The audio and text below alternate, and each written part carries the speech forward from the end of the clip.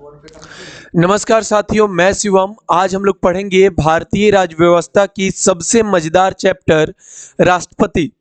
दोस्तों, वीडियो खत्म होने के बाद इसका नोट्स इस टेलीग्राम चैनल पर मिल जाएगा। आप किसी भी कॉम्पिटिटिव एग्जाम का तैयारी कर रहे हैं, एक बार इस सीरीज को देख लीजिएगा तो राष्ट्रपति से आने वाले सभी क्वेश्चन आपसे इजीली सॉल्व हो जाएंगे। चलिए दोस्तों, शुरू करते हैं। हमको पता है कि राष्ट्रपति जो होता है वह कार्यपालिका प्रमुख होता है। तो कार्यपालिका का जिक्र जो है संविधान के भाग 5 में किया गया है, ठीक है, और अनुच्छेद 52 से 78 तक। संघ की कार्यपालिका में कौन कौन से शामिल होते हैं दोस्तों? राष्ट्रपति, प्रधानमंत्री, उपराष्ट्रपति, मंत्रिमंडल और महान्यायवादी। राष्ट्रपति जो होता है भारत का राज्य प्रमुख होता है और वह प्रथम नागरिक भी होता है ना। राष्ट्र की एकता, अखंडता और सुदृढ़ता का प्रतीक होता है। इससे हमारा यह मतलब है कि ये पूरे राष्ट्र का प्रतिनिधित्व करता है, किसी एक खास स्टेट का प्रतिनिधित्व नहीं करता है। दोस्तों, अब हम लोग इसमें देखते हैं कि इसका निर्वाचन कैसे होता है। इनका निर्वाचन कैसे होता है इसको हम लोग जानते हैं। तो इनका निर्वाचन प्रत्यक्ष रूप से जनता द्वारा नहीं होता है। प्रत्यक्ष रूप से चुनाव किसका होता है? एमएलए का, एमपी का। प्रत्यक्ष रूप से चुनाव का मतलब होता है कि हम लोग अपने प्रतिनिधि का खुद से वोट करते हैं, है ना। एमएलए, एमपी का चुनाव में हम लोग क्या देखते हैं कि हम लोग को खुद ही जाना पड़ता है वोट देने के लिए। लेकिन क्या आपने किसी से सुना है कि वह राष्ट्रपति को वोट देने जा रहा है, राष्ट्रपति के वोट में शामिल होने जा रहा है? नहीं, क्योंकि उनका चुनाव अप्रत्यक्ष रूप से किया जाता है, अप्रत्यक्ष रूप से किया जाता है। इनके चुनाव के लिए एक निर्वाचन मंडल तैयार किया जाता है। इनमें शामिल कौन कौन होते हैं इस निर्वाचन मंडल में? इस निर्वाचन मंडल में शामिल होते हैं संसद के दोनों सदनों, लोकसभा और राज्यसभा, दोनों सदनों के निर्वाचित सदस्य। याद रखिएगा, निर्वाचित सदस्य, इसका मतलब है कि मनोनीत सदस्य जो होते हैं वे राष्ट्रपति के चुनाव में भाग नहीं लेते हैं। इसमें केवल संसद के निर्वाचित सदस्य भाग लेते हैं। दूसरा है राज्य विधानसभा के निर्वाचित सदस्य। भारत में 28 स्टेट है और सभी के जो विधानसभा के सदस्य हैं सभी लोग इसमें भाग लेते हैं, ठीक है। विधान परिषद के सदस्य इसमें भाग नहीं लेते हैं, विधान परिषद के सदस्य इसमें भाग नहीं लेते हैं दोस्तों। क्या रीजन है? क्योंकि विधान परिषद 28 स्टेट में नहीं है, केवल 6 स्टेट में है। इसीलिए विधान परिषद को राष्ट्रपति के चुनाव में भाग लेने का अधिकार नहीं है। फिर हम लोग देखते हैं दिल्ली और पुदुचेरी जो केंद्र शासित प्रदेश है, इनके निर्वाचित सदस्य भी भाग लेते हैं। अच्छा, इनको ये राइट कब दिया गया? 17वें संविधान संशोधन 1992 के द्वारा, ठीक है। 1 जून 1995 से ये प्रावधान प्रभावी हो गया।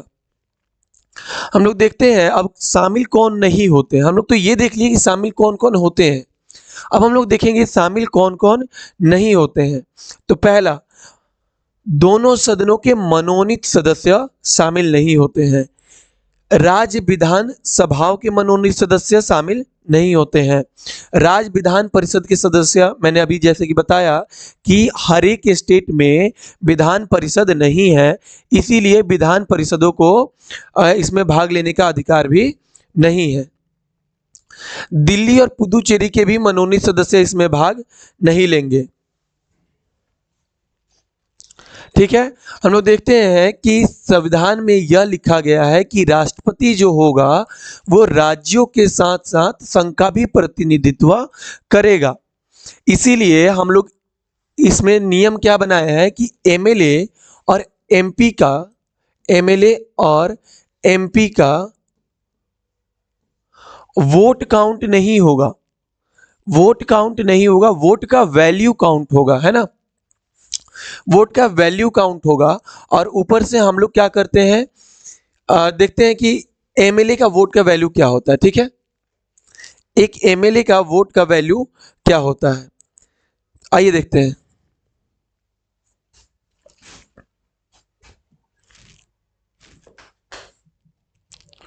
एमएलए का वोट का वैल्यू देखते हैं हम लोग। देखिए, एक एमएलए का वोट का वैल्यू क्या होगा।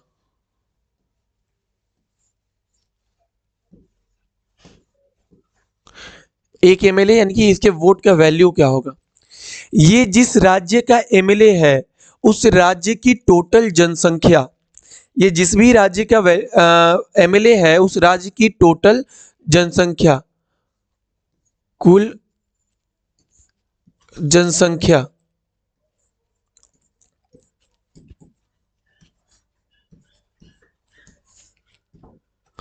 ये जिस राज्य का एमएलए है उस राज्य की कुल जनसंख्या को डिवाइड करेंगे।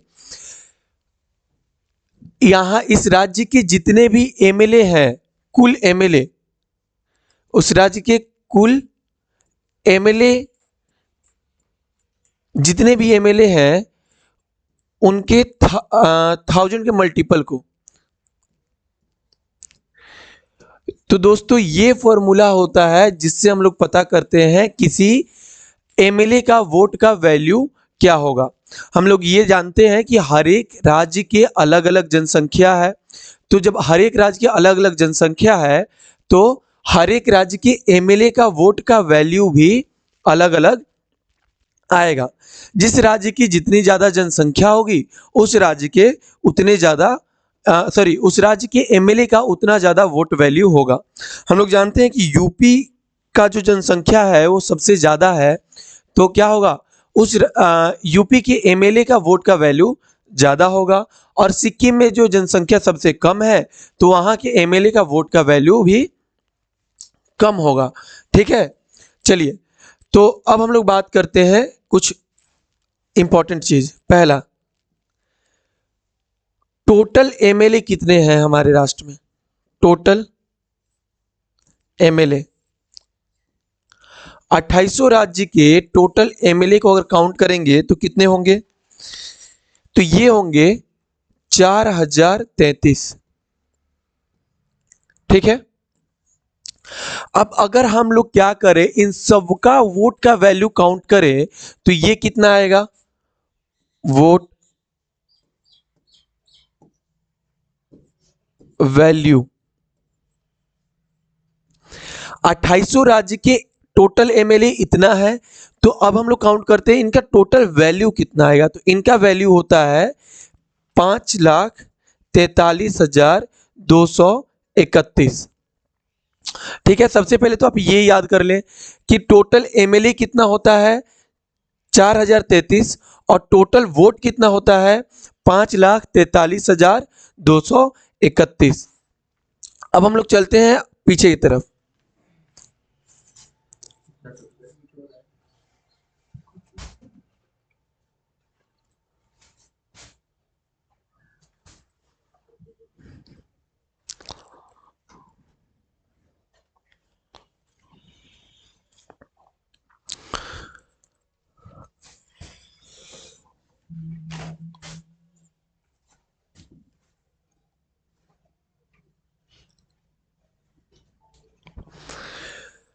बोला कि यहाँ जो जनसंख्या शब्द का यूज किया गया है ना, हम लोग कौन सा जनसंख्या को लेंगे, जो देखिए यहाँ पे 84वें संविधान संशोधन अधिनियम 2001 के अनुसार जनसंख्या का मतलब क्या होता है, 1971 में जो जनगणना हुई थी उसके हिसाब से हम लोग जनसंख्या को मानकर चलेंगे। और ये कब तक चलेगा, जब तक 2026 के बाद पहली जनगणना नहीं हो जाती। ठीक है, तो देखिए ये रहा एक विधायक के मत का मूल्य जो हम लोग अभी देख लिए थे। राज्य की कुल जनसंख्या को डिवाइड करेंगे राज्य विधानसभा के निर्वाचित कुल सदस्य को। ठीक है, दूसरा हम लोग देखते हैं एक संसद के सदस्य का वोट का वैल्यू कितना होगा। तो एक संसद के सदस्य का वोट का वैल्यू कितना होगा, ध्यान से देखिए, टोटल एमएलए है ना, टोटल एमएलए के वोट का वैल्यू, तो एमएलए का वोट का वैल्यू मैंने कितना बताया था, 5,43,231, है ना। और संसद के निर्वाचित सदस्यों की कुल सदस्य संख्या, तो संसद के निर्वाचित सदस्यों की संख्या कितना होती है, 776। तो जब इसको हम लोग डिवाइड करेंगे तो क्या आएगा, इसको डिवाइड करने पे आएगा ये 700। मतलब ये हुआ कि एक संसद सदस्य के मतों का मूल्य होता है 700। अब हम लोग देखेंगे टोटल सदस्यों का वोट का वैल्यू कितना होगा, तो एक का वैल्यू होता है 700 और टोटल निर्वाचित कितना है 776, है ना। तो इनका जो टोटल वोट का वैल्यू आएगा वो आएगा 5,43,200। ठीक है, एक संसद सदस्य के मतों का मूल्य 700 होगा और टोटल संसद सदस्य के वोट का वैल्यू आएगा 5,43,200। ये सारी पीडीएफ टेलीग्राम चैनल पे मिल जाएगी, है ना। अब हम लोग देखते हैं कि राष्ट्रपति का जो चुनाव होता है अनुपातिक प्रतिनिधित्व के अनुसार एकल संक्रमणीय मत और गुप्त मतदान के द्वारा होता है। यहाँ पे तीन चीज आया, अनुपातिक प्रतिनिधित्व, एकल संक्रमणीय और गुप्त मतदान। इसको जानने से पहले थोड़ा सा हम लोग इसको जान लेते हैं, उसके बाद फिर इसको अच्छे से समझेंगे। 2019 के 104वें संविधान संशोधन अधिनियम ने लोकसभा और राज्य विधानसभाओं के आंगल भारतीय सदस्यों के नामांकन को आगे नहीं बढ़ाया। इसका मतलब क्या हुआ कि संशोधन जो हुआ था उसमें बोला गया कि लोकसभा और राज्य विधानसभा में आंगल भारतीय समुदाय के विशेष प्रतिनिधित्व जो है वो खत्म कर दिया जाए। ठीक है, और ये प्रभावी कब हुआ, 25 जनवरी 2020 से। अब हम लोग देखते हैं कि जब कोई सभा विघटित हो गई होती है ना, राष्ट्रपति के चुनाव से पहले अगर कोई स्टेट असेंबली जो है डिसॉल्व हो जाती है तो क्या होगा, वे मतदान में भाग नहीं लेंगे। ठीक है, अब चलिए समझते हैं जो हम लोग का आगे है कि अनुपातिक प्रतिनिधित्व, एकल संक्रमणीय मत और गुप्त मतदान क्या होता है।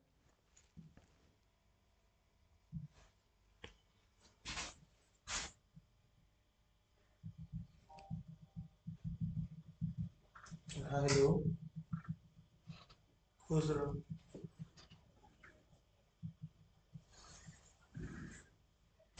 चलिए देखते हैं गुप्त मतदान, इसका मतलब तो आप जान गए होंगे। आज भी राष्ट्रपति का जो चुनाव होता है वो बैलेट पेपर पर ही होता है।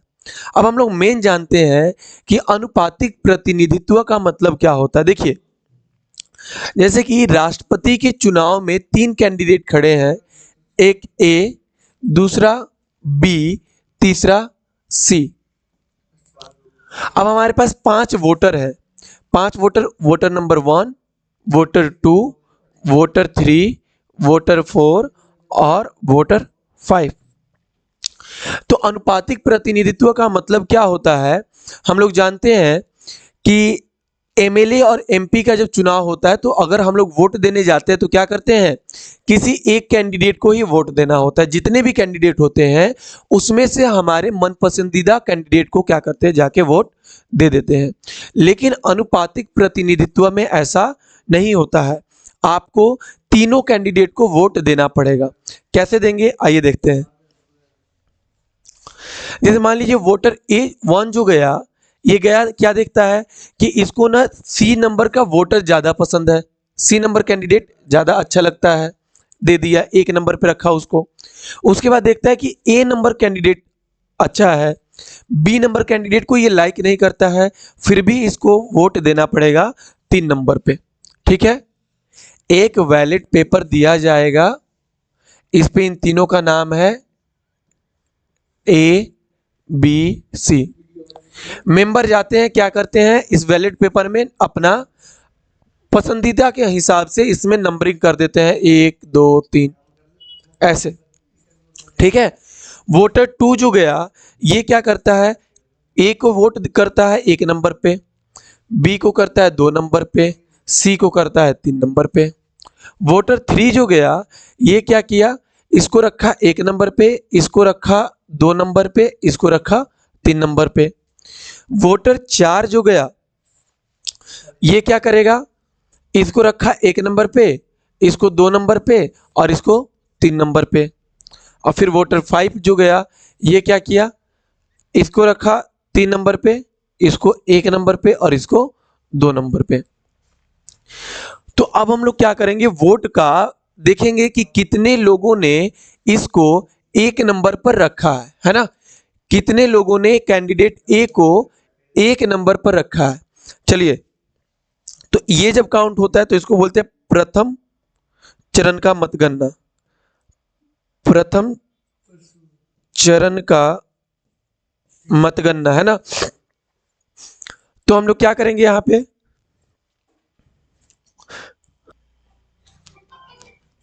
क्या करेंगे, देखेंगे कि ए को 1 नंबर पे कितने लोगों ने रखा है, 1 2, 2 लोगों ने कैंडिडेट ए को 1 नंबर पे रखा है। कैंडिडेट बी को कितने लोगों ने 1 पे रखा है, 1 2, 2 लोगों ने कैंडिडेट बी को 1 नंबर पे रखा है। कितने लोगों ने कैंडिडेट सी को 1 नंबर पे रखा है, 1 लोगों ने रखा है। तो हम लोग अनुपातिक प्रतिनिधित्व तो समझ गए हैं, अब हम लोग समझते हैं एकल प्रतिनिधित्व का मतलब क्या, एकल संक्रमणीय का मतलब क्या होता है। देखिए, एकल संक्रमणीय कुछ नहीं है, देखेंगे जो कैंडिडेट वोट में हारता हुआ नजर आएगा, उसका सारा वोट इन दोनों को ट्रांसफर कर दिया जाएगा। जैसे देखिए यहाँ पे कि इन दोनों को तो 2-2 वोट मिला है, लेकिन इसको 1 नंबर पे कितने लोगों ने रखा है, बस 1 लोगों ने रखा है। तो ये तो ऐसे ही क्या हो जाएगा, वोट से बाहर चल जाएगा, ये हार जाएगा, है ना। अब क्या होगा, इसका वोट का क्या करेंगे, इसके वोट को हम लोग ए और बी को ट्रांसफर कर देंगे। कैसे करेंगे, ध्यान से देखिए। वोटर 1 जो था, ये क्या किया था, सी को 1 नंबर पे रखा, लेकिन सी जो है ये तो गेम से बाहर हो गया। तो क्या होगा, जो इसका वोटर 1 का जो दूसरा पसंद था, उसको हम लोग पहला पसंद मान लेंगे, है ना। तो वोटर 1 का दूसरा पसंद कौन था, ए, और इसको मान लेंगे हम इसका भी पहला पसंद। तो ए का कितना वोट हो गया, 3, है ना। इसका हो गया 2, तो इसका हो गया 3 और इसका हो गया 2। और तब तक ऐसे करते रहेंगे जब तक कोई फाइनल विनर नहीं हो जाता, है ना। तो हम लोग गुप्त मतदान देख लिए, अनुपातिक प्रतिनिधित्व देख लिए। अनुपातिक प्रतिनिधित्व का मतलब होता है कि हम लोग को सभी को वोट देना है अपने वरीयता हिसाब से। तीसरा हम लोग एकल संक्रमणीय भी देख लिए, क्या होता है कि अगर कोई कैंडिडेट हार जाएगा तो उसका बाकी वोट जो है वो इन दोनों को ट्रांसफर कर दिया जाएगा। अब हम लोग देखते हैं कि राष्ट्रपति के चुनाव में क्या उसको कुछ खास नंबर ऑफ वोट की जरूरत पड़ती है क्या। देखिए यहां पे बोला कि किसी उम्मीदवार को राष्ट्रपति के चुनाव में निर्वाचित होने के लिए मतों का एक निश्चित भाग प्राप्त करना आवश्यक है ना। मतों का ये निश्चित भाग कितना होता है, देखिए ध्यान से, कुल वैध मतों का, कुल वैध मतों का निर्वाचित होने वाले कुल उम्मीदवारों, और भारत में कितने उम्मीदवार निर्वाचित होते हैं राष्ट्रपति के लिए, केवल 1, है ना, की संख्या में 1 जोड़कर प्राप्त संख्या द्वारा भाग देने पर भागफल में 1 जोड़कर प्राप्त होता है। तो हम लोग वर्ड पे नहीं जाएंगे, बड़ा वर्ड है, हम लोग इसको सिंपल में समझते हैं, है ना। तो यहां पे लिखते हैं total valid vote, valid vote, total valid vote का मतलब क्या हुआ, कुल वैध मत, वैध मत मतलब कि जो वैलिड है। अब हम लोग देखेंगे कि भारत में राष्ट्रपति के लिए कितने लोग निर्वाचित होते हैं, एक राष्ट्रपति होता है भारत में, है ना। तो हम लोग क्या करेंगे, उसमें एक और जोड़ देंगे, तो क्या बन जाएगा, 2। ठीक है। अब क्या होगा, इसका जो आंसर आएगा इसमें हम लोग एक ऐड कर देंगे, बस हम लोग का क्या हो जाएगा, ये पता चल जाएगा कि राष्ट्रपति को कितने वोटों की आवश्यकता है। जैसे हम लोग मान लेते हैं कि इनको टोटल 5 वोट मिला। ऐसे जनरली 5 वोट नहीं मिलते, बहुत ज्यादा मिलता है, लेकिन कितना वोट मिलता है वो भी बता दे रहा हूं। कितना वोट मिला, 5।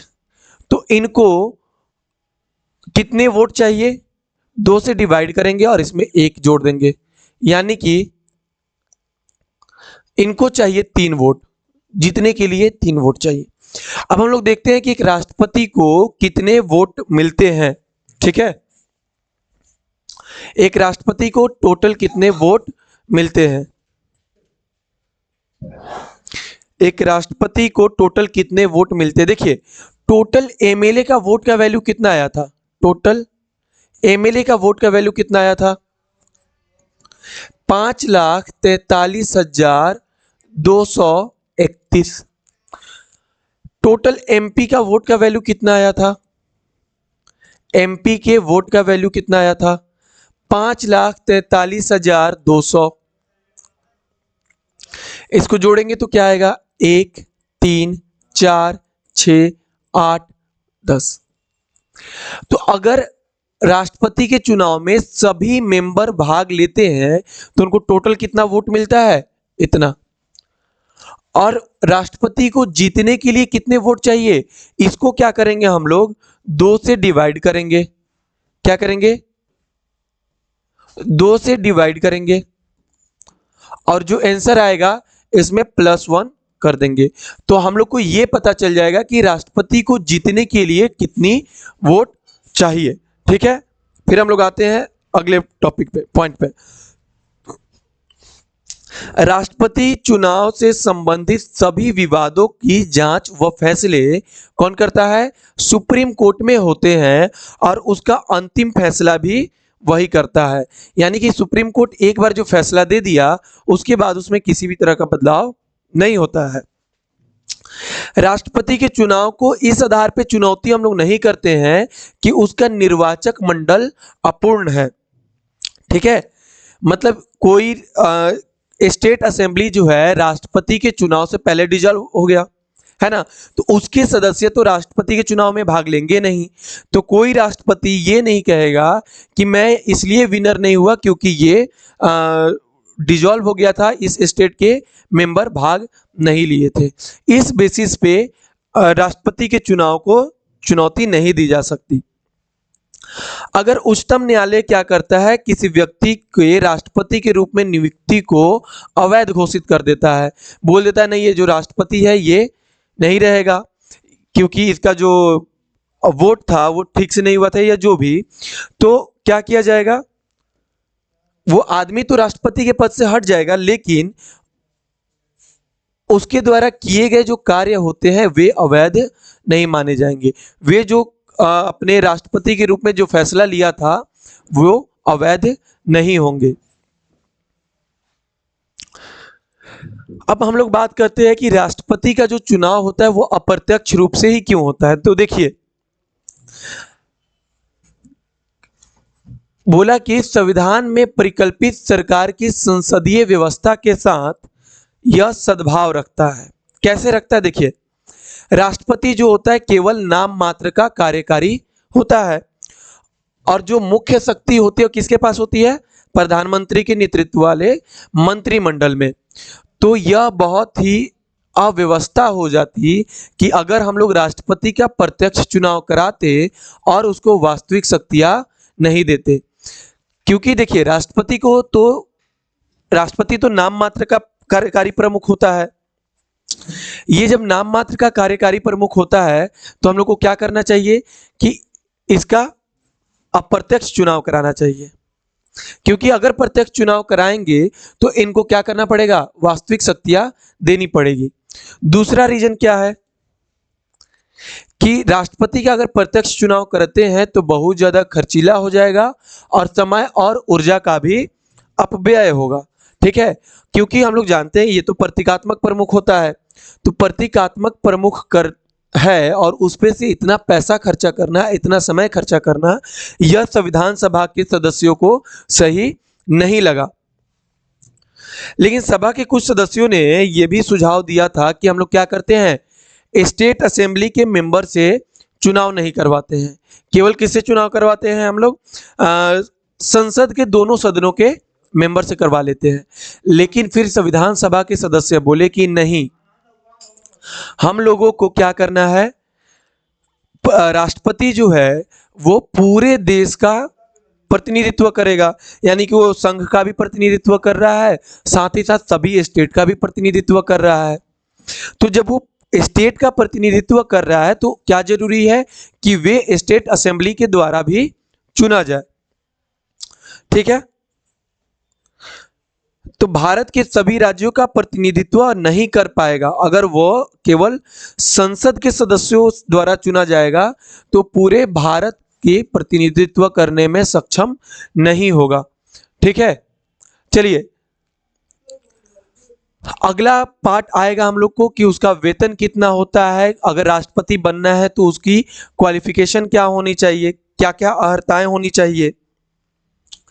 अगर वीडियो पसंद आया तो लाइक सब्सक्राइब कर लें और अगले पार्ट चैनल पे अपलोड हो जाएगा, उसको देख लें। और ये जो नोट्स है वो इस टेलीग्राम चैनल पे प्रोवाइड कर दिया गया है, आप वहां से जाके नोट्स ले सकते हैं। ठीक है,